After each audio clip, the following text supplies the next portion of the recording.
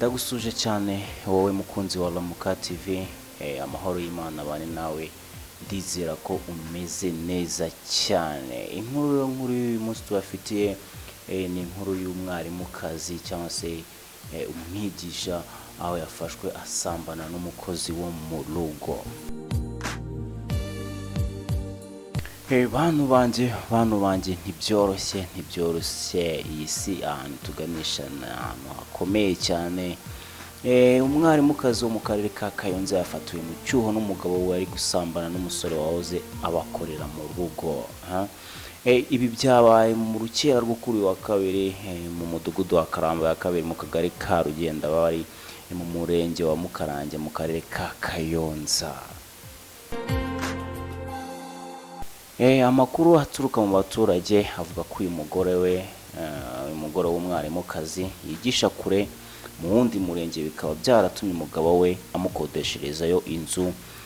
Aha akaba ariho yafatiwe mu cyuho asambanira n'umusore wahoze abakorera akazi ko mu rugo. Umunyamabanga nshingwabikorwa w'umurenge wa Mukarange Gatanazi Longin yatangaje ko uyu mugore yafatiwe mu cyuho n'umugabo we nyuma yo kumukeka igihe kirekire ko amuca inyuma.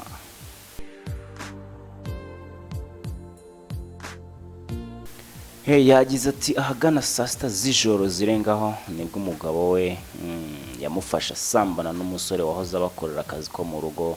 Aho yafatiwe rero naho umugabo we yamukodeshereje kugira ngo yegere akazi kuko asanzwe ari umwarimu ku rwunge rw'amashuri rwa Rutare. Gitifu Gatanazi yavuze ko umugabo we ari we wamwifatiye, arangije atabaza inzego z'umutekano ngo akaba yavuye aho basanzwe batuye mu murenge wa Nyamirama, afite amakuru ko umusore wahoze abakorera akazi ko mu rugo asigaye amusambanyiriza umugore.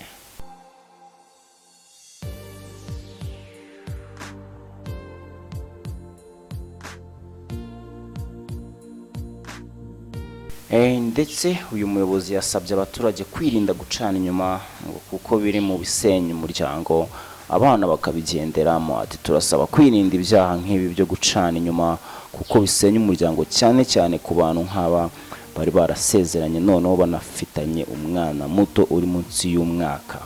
Kuri ubu uyu musore n'umwarimukazi basambanaga bose bahise bashyikirizwa RIB sitasiyo ya Mukarange.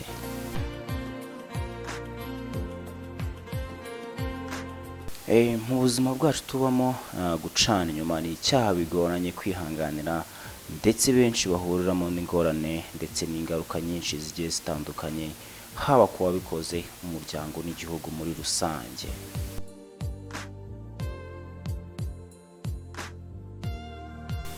Ni icyaha rero gishobora gutuma ucibwa cyangwa ugatandukana burundu n'uwo mwashakanye, uwo mwari mwarasezeranye kubana akaramata, nk'uko itegeko ry'igihugu cy'u Rwanda rigenga abashakanye ribivuga. Mu gihe uwo mwashakanye agufatiye mu cyuho, bishoboka ko yakaka gatanya.